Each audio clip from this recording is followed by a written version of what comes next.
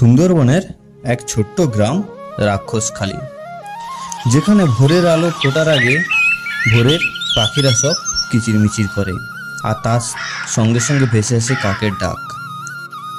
আর এদিকে নদীর পাড় থেকে ভেসে আসে কুলুকুলু শব্দ, এবং সবাই প্রস্তুতি নিচ্ছে সুন্দরবন জঙ্গলে শিকারে যাওয়ার জন্য। চলো বন্ধুরা, গল্পটা তাড়াতাড়ি শুরু করে দিই। আজকের গল্প সুন্দরবনে বাঘের থাবা। কাকা, আজ তো আমি তোমার সঙ্গে অবশেষে সুন্দরবন জঙ্গলে যাচ্ছি। সেই ছোটবেলা থেকে শুনে আসছি সুন্দরবন জঙ্গলের রহস্য। আজ তা আমি নিজের চোখেই উপভোগ করব, তাই না কাকা?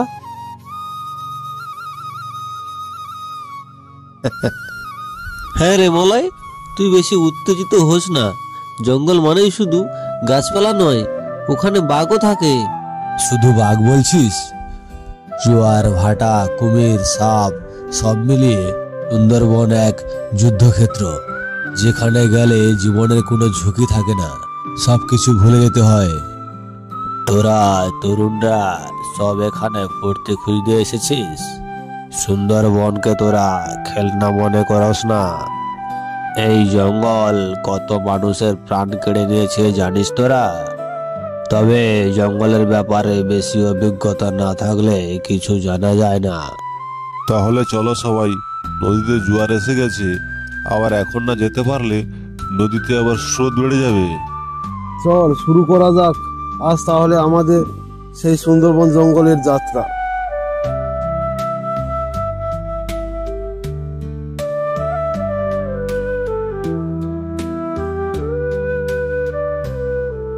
মানুষ তো আজ আর নেই কো মানুষ, দুনিয়াটা শুধু স্বার্থে। পরাজ ভাই বোন সংসার করি যো, সবাই নিজের নিজে। আরে থাম থাম, এই ভোরের বেলা গান না গিয়ে একটু নদীর সৌন্দর্য উপভোগ কর। গান থাকুক বা না থাকুক, বাতাসটা কিন্তু দারুণ লাগছে। চারিদিকে শুধু থই থই নদীর জল আর কেয়া গাছে ভর্তি। তোমরা কি জানো, এই নদীর প্রত্যেকটা ঢেউয়ের পিছনে লুকিয়ে আছে এক বিশাল বিশাল গল্প। কোনোটা কুমিরের গল্প, কোনোটা আবার বাঘের গল্প, আবার কোনোটা মানুষের হারিয়ে যাওয়ার কান্না। হারিয়ে যাওয়া মানুষ, সে আবার কি রকম কাকা? আস্তে কথা বল। হ্যাঁ, জোয়ার এলেই অনেক সময় নৌকো আর মানুষ কোনোটাই ফিরে না। বনের ভেতর গেলেই তো আরোই বিপদ। সত্যিই তো, প্রকৃতির পাশে মানুষ কতটাই না ছোট। আচ্ছা কাকা, শুনেছিলাম তুমি কি একদিন বাঘের মুখোমুখি হয়েছিলে, এটা কি সত্যি কাকা? আমাদের তাহলে রহস্যটা শোনাও না কাকা, কি আছে? ওহো, সে বহু বছর আগের কথা। তখন তোরা অনেক ছোট ছিলি। একদিন শুধু মধু সংগ্রহ করতে গিয়ে দেখি সামনেই বাঘ। আমার সঙ্গে তো ভয়ে যারা ছিল তারা ভয়ে দৌড়ে পালিয়ে গেল।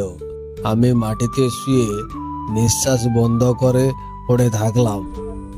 ভাগ্যিস বাঘটা আমার গন্ধ পেয়েও আক্রমণ না করে বাঘটা চলে গেল। আজও অবধি আমি ওই কথা মনে রাখি যে সত্যি মানুষের কপাল ভালো থাকলে কোনোদিন কোনো ক্ষতি হয় না।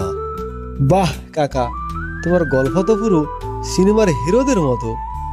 সিনেমা নয় রে, জঙ্গলের উপর জীবিকা করতে গেলে কতই না বিপদের সম্মুখীন হতে হয়। তোরা আস্তে আস্তে সব জানতে পারবি। ওই দেখো কাকা, মৌচাক দেখতে পেয়েছি। মূলত মধু সংগ্রহ, মাছ ধরা আর কাঠ এখানেই আমরা পাবো। সবাই নৌকো থামাও, আমরা এখানেই জঙ্গলের মধ্যেই ঢুকবো।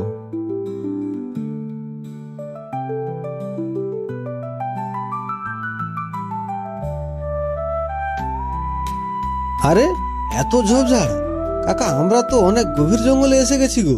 এখানে যদি হঠাৎ বাঘ বেরোয়?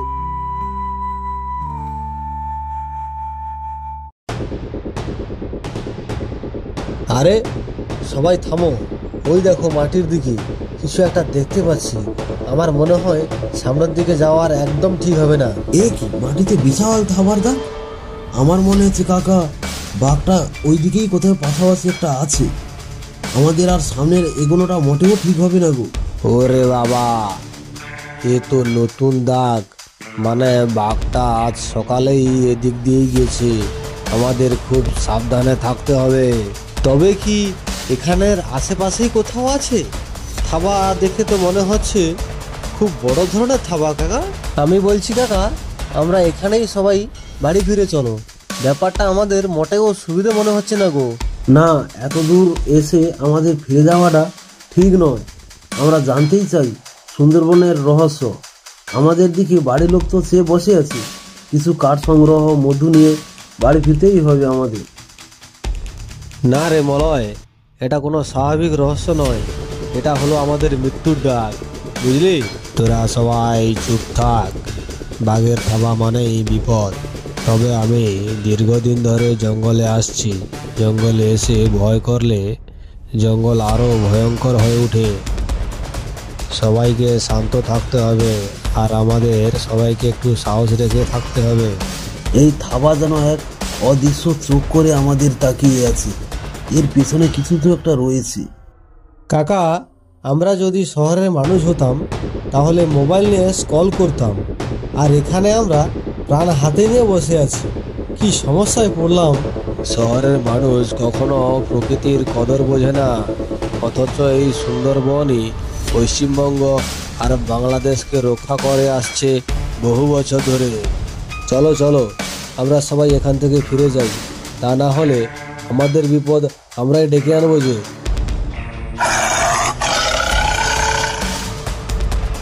আরে আরে, এ তো বাঘের গর্জন। আমরা যে থাবাটা দেখেছিলাম, থাবাটা সত্যি তাহলে বাঘের থাবা ছিল।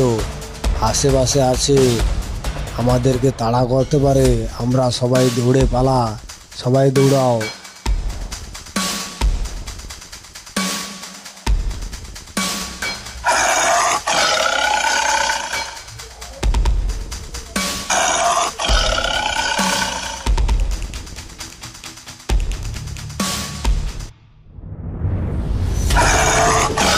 ওই খাওয়া যেমন বাঘের শক্তি দেখায়, মানুষের লোভে আরো বিপদ ডেকে আনে। কাকা, আমার যা মনে হয় আমাদের প্রজন্ম যদি কিছু না করে তাহলে থাকবে শুধু এই সুন্দরবন জঙ্গল আর বাঘ। মানুষের কোনো অস্তিত্ব থাকবে না গো। কাকা বলছি, একটা জিনিস খেয়াল করে দেখছো? এই জঙ্গলে এসে জীবন আর মৃত্যুর মাঝে দাঁড়িয়ে আমরা কতটাই না ছোট হলাম। আজ আমাদের ভাগ্যটা খুব ভালোই ছিল, না হলে শুধু থাওয়াই দেখলাম আর এই হিংস্র বাঘের মুখ থেকে বেঁচে বাড়ি ফেরাটা মোটেও সম্ভব হতো না গো। তাহলে তো আমাদের ঈশ্বরকে অনেক ধন্যবাদ দেওয়া উচিত। জঙ্গল থেকে এসে বাঘের মুখ থেকে বেঁচে আজ যা বুঝলাম, সুন্দরবনের আসল শক্তি, তার রহস্য কতটাই ভয়ঙ্কর। আর সেই রহস্যের মধ্যে লুকিয়ে আছে প্রকৃতির শিক্ষা, ভালোবাসা, যেটা জঙ্গলে না আসলে মোটেও বুঝতে পারতাম না।